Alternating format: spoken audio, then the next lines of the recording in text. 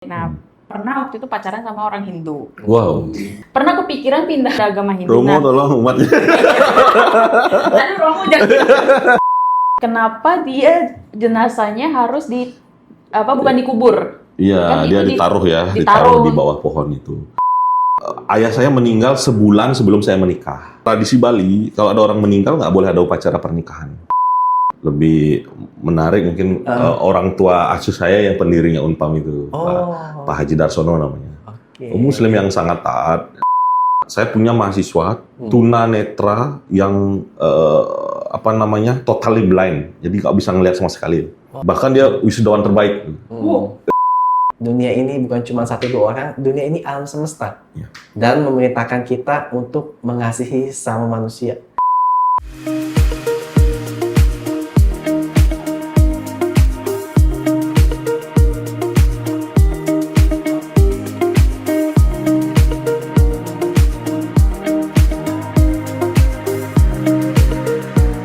Halo semuanya, selamat datang di Podcast Teh Hangat.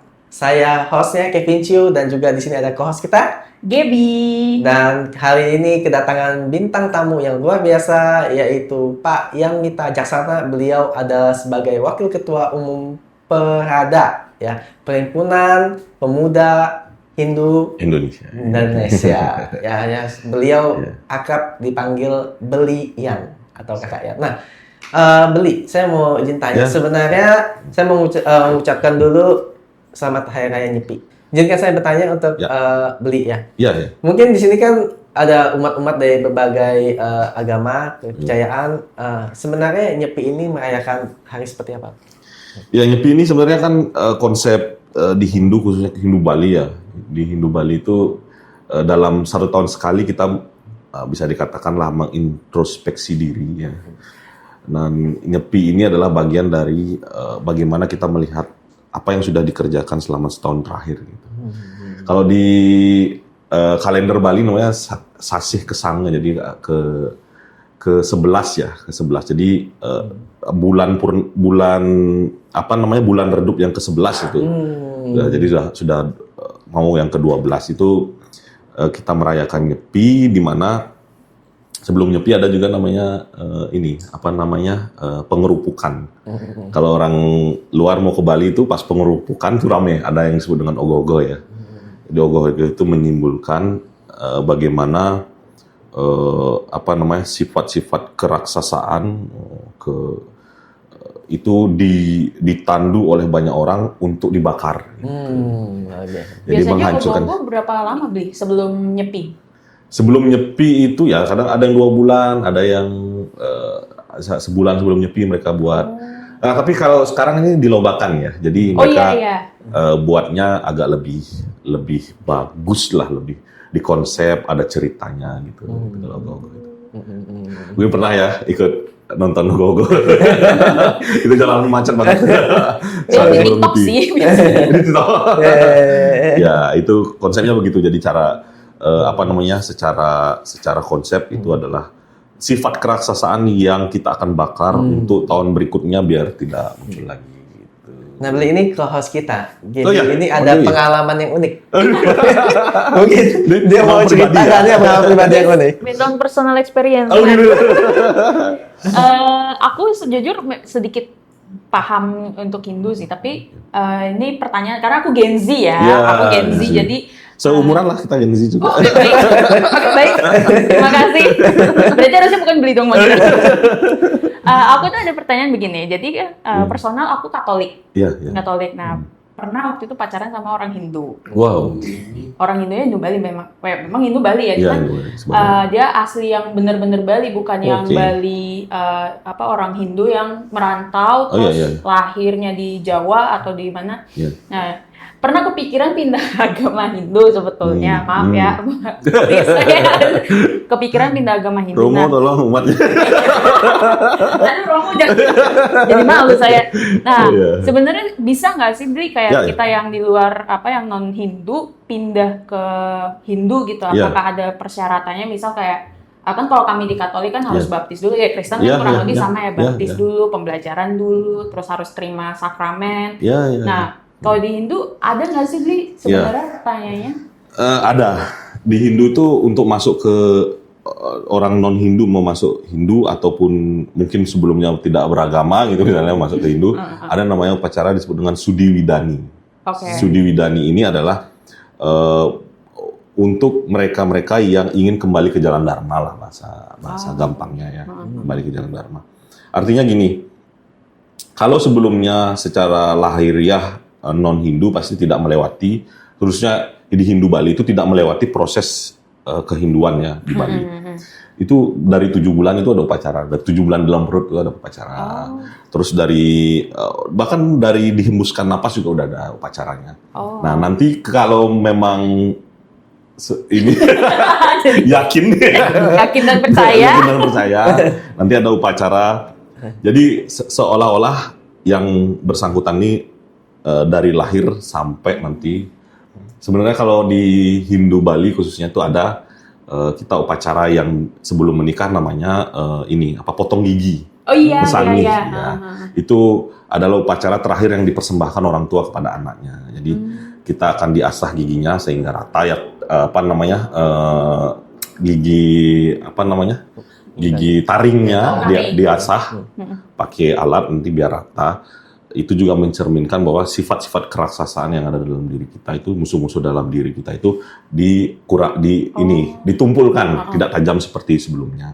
Jadi upacaranya lumayan banyak ya, dari lahir 3 bulan nanti ada juga sebelum 3 bulan ada kepus pungset itu, jadi kepus puser, itu ada upacaranya, terus sampai nanti ujungnya adalah upacara potong gigi. Nah, setelah potong gigi baru boleh menikah. Nah, itu ujungnya nanti menikah. Oh, berarti kalau belum potong gigi belum boleh nikah?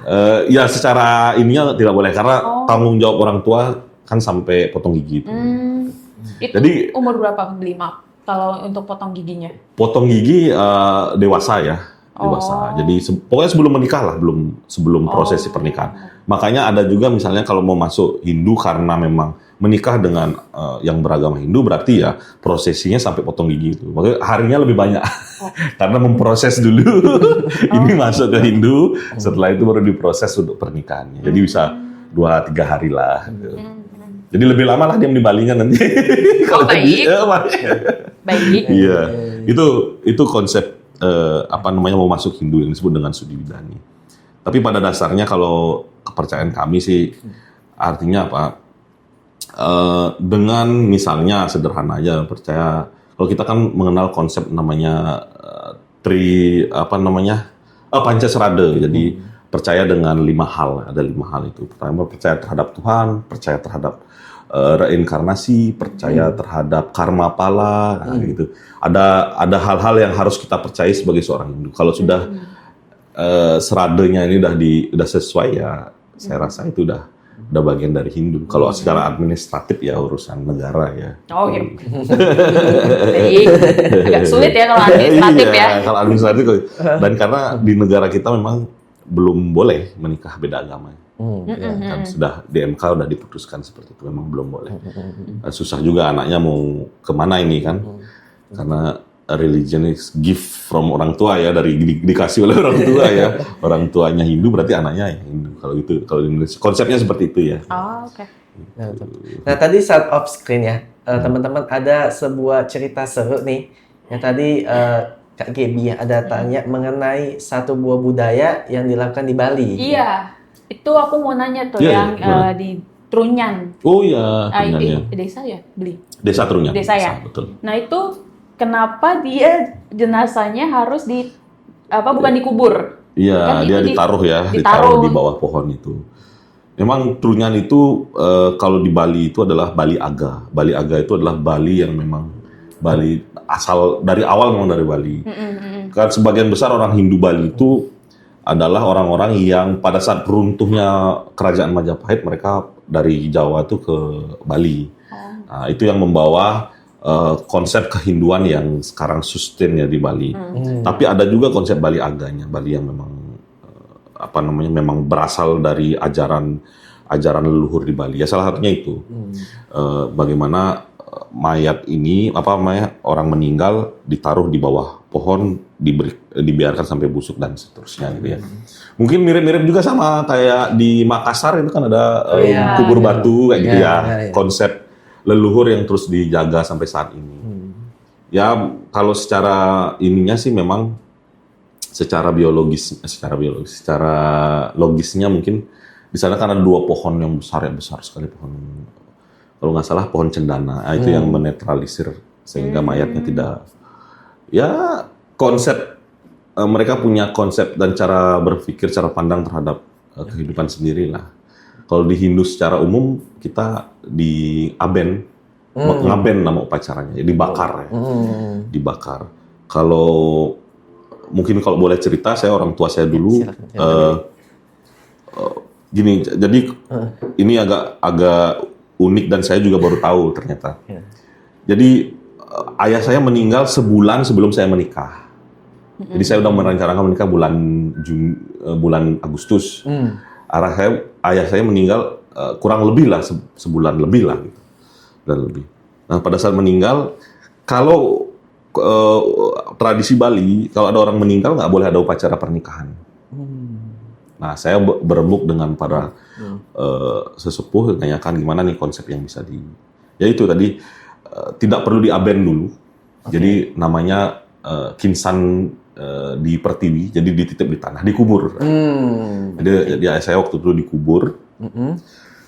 Selesaikan dulu prosesi penguburan. Nah, pada saat itu lebih dari 1 bulan 7 harinya saya menikah sudah boleh. Nah, gitu konsepnya. Jadi dikubur dulu. Begitu selesai prosesi pernikahan udah clear semua, di akhir tahun, kan itu Agustus, di akhir tahunnya baru diaben. Jadi gitu. Jadi ada cara-cara. Ada prosesinya ya. Iya, prosesi-prosesi yang harus dilewati gitu. Oke, itu jauh Kenapa berarti. harus dibakar? Kalau dikubur gimana? Sebenarnya dibakar itu adalah konsep mengembalikan kepada unsur-unsur yang ada di unsur pembentuk dunia. Unsur yang pertama adalah api, unsur yang kedua adalah tanah, unsur yang ketiga adalah udara, dan yang keempat adalah air. Itu kita kembalikan ke situ semua. Jadi apa yang kita punya, yaitu tubuh secara fisik, ini kita kembalikan ke unsur-unsur itu. Unsur api ya dengan dibakar, terus unsur tanah dengan setelah dibakar dicampur dengan dikubur di tanah beberapa bagian. Unsur udara ya tadi dibakar kan menjadi uap, jadi udara. Dan unsur yang terakhir adalah air. Setelah dibakar ada prosesi, kita taruh dalam kelapa, setelah itu dihanyutkan ke pantai. Pasti pernah lihat itu? Oh ya. Itu mengembalikan manusia ke unsur-unsur yang ada di dunia. Gitu. Apa bedanya ngaben sama yang kremasi biasa? Apakah mirip-mirip? Pada dasarnya sama aja ya. Kalau ngaben itu memang konsep dasarnya ya dari Bali. Karena gini, kalau ngaben itu adalah upacara yang menjadi tanggung jawab keluarga ya, anak, cucu dan seterusnya itu. Jadi keluarga besar lah. Jadi upacaranya agak lebih besar. Lalu kalau kremasi mungkin yang keluarganya agak susah sedikit, atau misalnya pada saat ini membuat itu menjadi lebih, atau gini misalnya meninggalnya di Jakarta, terus kampungnya di Bali, ini kan untuk prosesi mayat dari Jakarta ke Bali atau dari mana ya itu dibakar dulu di sini, selesaikan prosesinya. Kalau mau diprosesi berdasarkan kepercayaan leluhurnya di Aben, ya silahkan prosesi. Itu sama aja sebenarnya. Oh berarti nggak ngaruh ya, maksudnya ini nggak harus ngaben di Bali gitu ya, bisa dicicil. Bisa. Dicicil aja contohnya. Kan menitipkan, kalau di konsep Hindu Bali itu menitipkan fisik ini bisa di tanah pertiwi, dikubur tadi yang bapak saya, bisa di ini kinsan di geni itu api. Jadi dibakar dulu, dikremasi dulu, setelah punya cukup uang untuk melakukan prosesi ngaben yang sesuai dengan aturan di daerah masing-masing, boleh silahkan. Gitu. Menarik. Panjang ya. Dan prosesi ngaben itu memang lumayan, kalau untuk yang ini agak lumayan mahal ya. Makanya kita di Bali sekarang konsepnya ngaben itu ngaben massal. Jadi satu desa melakukan pengabenan terhadap banyak orang. Berarti kalau misalnya nih dia meninggal hari ini, terus dia nggak sanggup Iya, bayar nih. Iya. Berarti nunggu ada yang meninggal lagi baru dia di aben masal. Iya, iya. Jadi dititip dulu ininya. Iya. Kalau Dititip. bahasa kami itu ya ininya lah apa namanya secara konseptualnya mereka ditugaskan dulu dititipkan dulu di pura namanya pura dalam. Jadi mereka bekerja dulu di sana. Ngayah istilahnya kami ya. Bekerja dulu di sana sampai nanti prosesi pengabenan gitu. Oke. Soalnya kan kalau ngaben kan ada yang sampai tinggi banget tuh ya. Iya ya. Itu Itu tinggi tergantung ini ya, tergantung keluarga ya. Ada yang tinggi sekali misalnya dia kalau ngaben raja-raja itu tuh luar biasa kan ya, besar tinggi. Iya kan waktu itu siapa ya? yang Cokorde meninggal Ubud tuh? dulu Iya. Ubud atau di Gianyar Cokorde keturunan raja-raja itu biasanya ada. Tapi ada juga yang selain badai yang besar itu badai namanya. Besar itu ada juga yang sapi. Ada ogoh-ogoh kayak sapi itu ya. Ada juga yang ikan. Tergantung keluarganya lah. Biasanya. Kalau keluarga ini dia biasanya sapi, keluarga yang ini ikan, keluarga yang ini lembu. Beda-beda. Beda berarti ya. Makanya ada ininya. Oke. Ada khas masing-masing.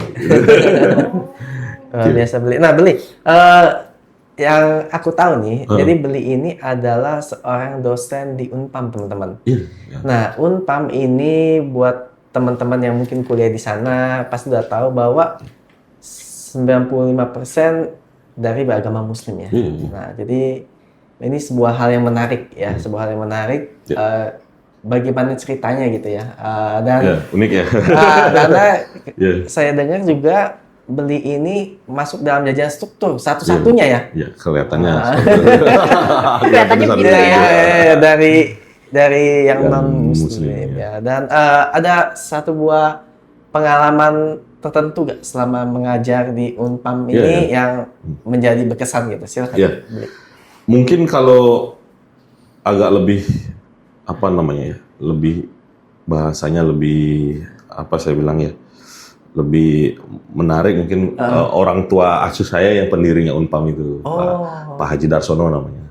Muslim yang sangat taat, beliau mendirikan Unpam dengan tujuan bisa menerima seluruh kalangan masyarakat, terutama kalangan-kalangan yang termarginalkan. Kan di Unpam itu biaya kuliahnya hanya 200.000 satu bulan.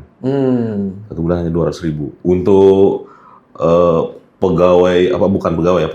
pramuniaga yang digaji 2-3 juta sebulan, dia bisa bayar kuliah tuh setiap bulan, tuh dicicil. Konsep itu yang juga menurun ke saya, mungkin bisa dikatakan ideologisnya lah, ayah ideologis saya lah gitu, Pak Haji Darsono pendirinya. Karena ya itu konsep itu, saya rasa itu yang sangat inklusif. Ya, itu memang tujuan kita beragama itu kan sebenarnya inklusif ya, bisa menerima semuanya. Bahkan di Unpam itu selain biayanya murah sehingga semua bisa kuliah, juga menerima mahasiswa disabilitas. Inklusivitasnya itu dia. Jadi saya punya mahasiswa tunanetra yang totally blind, jadi nggak bisa ngelihat sama sekali. Adalah sarjana komputer pertama di Indonesia. Luar biasa. Namanya Mas Aris. Keren. Bahkan dia wisudawan terbaik. Bahkan saya juga Yang pertama terbaik loh. terbaik. Dan sekarang lagi S2. S2 nih. Beliau itu kalau nggak salah bekerja di Kementerian Sosial atau di mana ya. Yaitu untuk anak-anak yang tunanetra juga. Namanya Mas Aris. Mas Aris. Oke. Dimanapun Mas Aris berada, kami doakan terus untuk maju terus, sukses terus. Lagi S2 Mas Aris. Biar lancar S2-nya. Nah, Iya. Beli, saya bisa lihat bagaimana Beli ini memiliki jiwa inklusif ya. Jadi baik mengajar di kampus yang mungkin berbeda dengan Hindu ya, juga memiliki ayah angkat ya bisa dibilang ya. Ya ideologis lah. Ideologis. Nah, mungkin bisa dijelaskan ya, dari setiap perbedaan-perbedaan agama yang ada di Indonesia saat ini ya, bagaimana rasanya buat Beli nih persatuan itu bisa kita lakukan? Ya, memang perbedaan agama itu sebenarnya agama itu kan urusan antara pribadi dengan Tuhan ya. Jadi secara individual dengan Tuhan. dengan apa yang kita percaya sebagai zat yang paling berkuasa di dunia ini, yang menciptakan kita, yang menciptakan dunia dan segala isinya. Karena zat ini adalah Tuhan, ini adalah pencipta seluruhnya, berarti seluruh makhluk ciptaannya itu juga kita punya tanggung jawab untuk menjaga gitu. Makhluknya itu kalau dalam Hindu konsepnya kan 3 ya, Trihitakara namanya. Jadi hubungan baik kita dengan Tuhan itu harus diimbangi dengan hubungan baik kita antara sesama manusia. Sesama manusia itu bukan antara sesama Hindu, sesama manusia gitu. Kalau konsep kami di Trihitakara itu. Selain sesama manusia, jangan lupa kita juga konsep kita yang ketiga adalah hubungan manusia dengan alam semesta. Alam semesta beserta isinya. Jangan lupa kita bertuhan itu juga harus juga membantu orang yang membutuhkan. Karena sesama manusia juga harus. Jangan lupa kita juga tidak boleh buang sampah sembarangan. Karena ke alam semesta juga kita harus jaga hubungan baik. Ya makanya kalau orang Hindu Bali khususnya itu pohon itu kan disarungin. Itu bukan untuk mistis, bukan untuk apa. Artinya pohon ini harus dijaga, jangan ditebang. Gitu. Itu tujuan utamanya sebenarnya itu. Yang corak kayak catur Iya, ya. catur, kain poleng namanya. Oh, oke, baik. Iya. Aku dulu Sebenarnya kiranya jangan kain. ditebang itu intinya. Oh, oke, baik. Iya. Aku kiranya itu kain catur. Kain catur ini. Mau main catur. Mau main catur nih. Ya, itu mungkin leluhur kita menciptakannya untuk itu ya, untuk kita saling menjaga. Makanya di Bali ini memang secara konsep kehidupannya sudah tertata. Baik hubungan antara sama manusia, bahkan kita bisa lihat misalnya orang Bali itu sembahyang di pinggir pantai, kan kita ada upacara yang di sebelahnya ada bule lagi berjemur dengan hanya menggunakan bikini. Nah, itu untuk beberapa orang mungkin agak unik, tapi untuk orang Bali ya memang begitu konsep kita. Bertuhan, beragama, ya sebelah rumah itu kalau orang Bali itu nggak mungkin nggak makan. Karena di Bali itu kan banyak upacara. Upacara ini adalah pertama kita membuat makanan untuk tetangga sekitar. Ketika ada upacara mereka datang makan, berbaur. Sisa upacara dibuang. Makanya upacara itu menggunakan daun, menggunakan bunga. Dibuang untuk alam semesta. Untuk memberi makan alam semesta juga. Ada semut yang makan kuenya, ada yang anjing yang makan ininya, ada kucing yang makan ikan sisa makanan. Jadi kehidupan itulah yang diberikan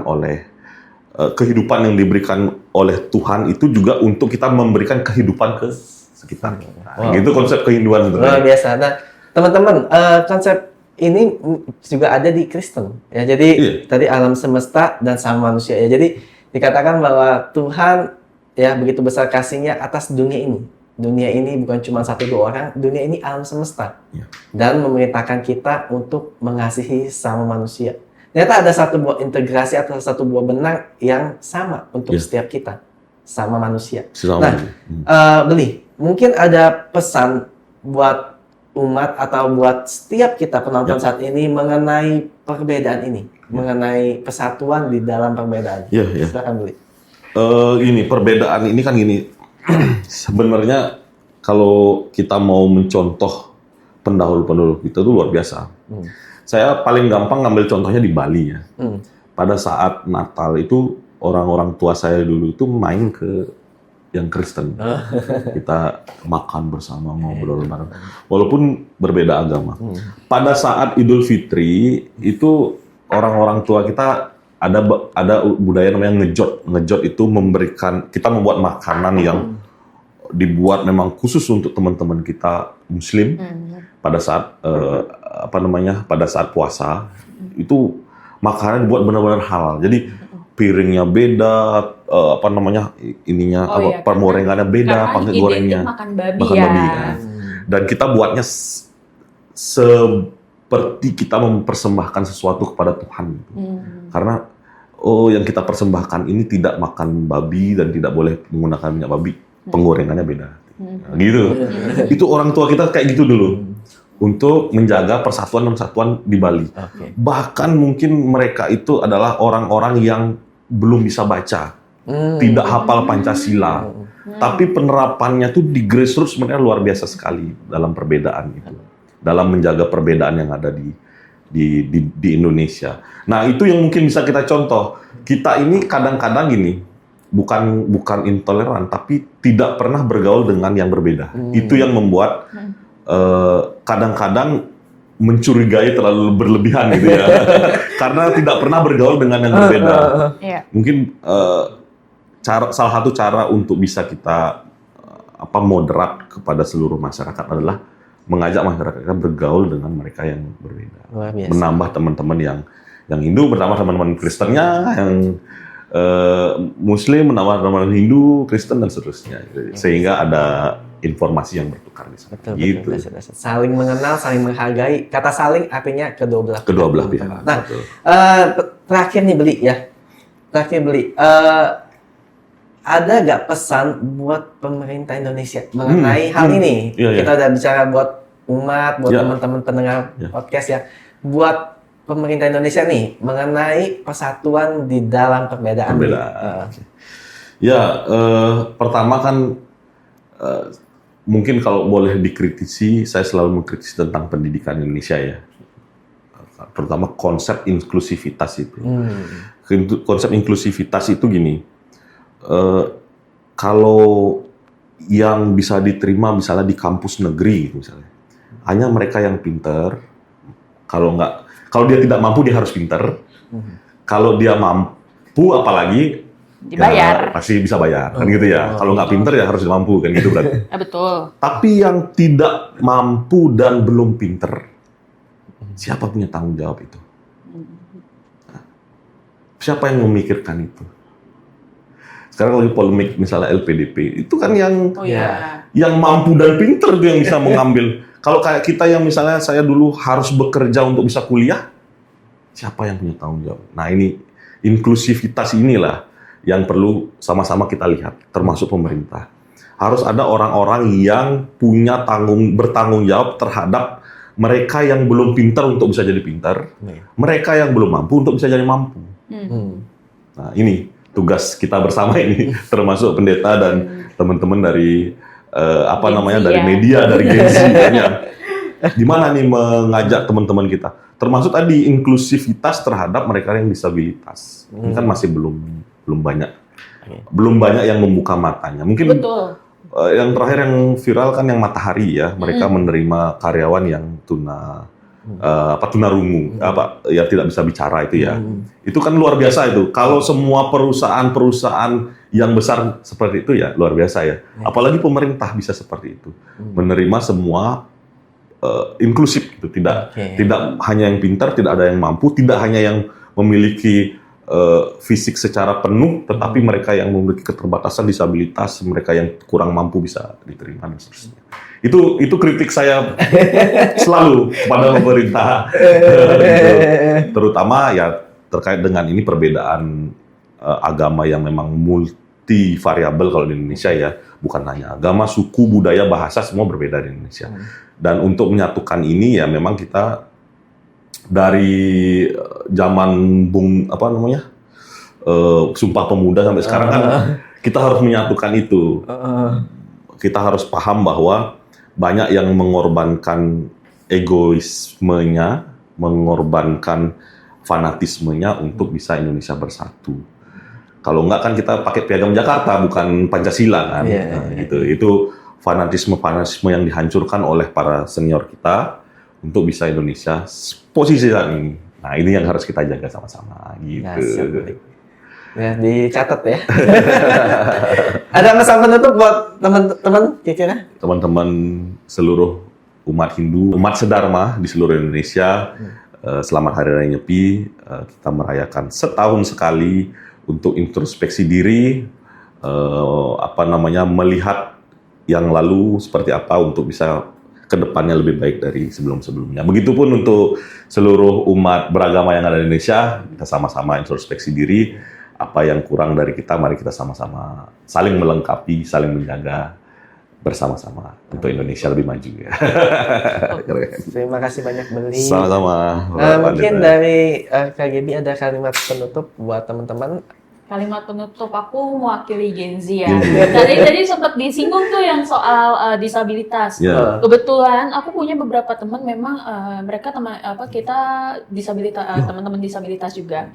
Dan kita sangat appreciate juga beberapa orang tuh memang dia sangat aware karena gini. Di Jakarta itu, dia dibahas Jakarta nih. Di Jakarta itu banyak kan kalau teman-teman tunanetra mereka ada yang kayak jalan yang kuning itu kan. Mohon maaf nih di Jakarta kan agak rusak-rusak nih trotoarnya dipakai buat motor dan itu juga kritik kami Gen Z juga beberapa kali sering mengutarakan berarti teman-teman tunanetra gimana dong jalannya, termasuk di transportasi umum yang baru ini. Aku baru dapat update di Depok Baru. Depok Baru itu kan stasiunnya tangga banget ya, tidak ramah lansia dan tidak ramah untuk teman-teman disabilitas. Dan itu salah satu kritik juga sih kita. Jadi sempat disinggung terkait yang disabilitas itu salah satunya dan tentu kita sebagai umat beragama kan kalau kami di Katolik juga ada gereja itu bersifat universal. Betul. Terbuka untuk siapa aja dan nggak memandang suku agama kan kalau kita berbuat baik kan ya nggak melihat dia agamanya apa. Betul. Seperti itu sih jadi toleransi itu penting. Singkat padat, toleransi itu penting. Baik teman-teman, terima kasih semua yang udah menonton sampai sekarang dan sedikit tambahan dari saya bahwa terkadang perbedaan itu tidak pernah kita minta. Terkadang Tuhan yang menciptakan perbedaan. Suka nggak suka. Tetapi di dalam perbedaan pun tetap bisa ada persatuan.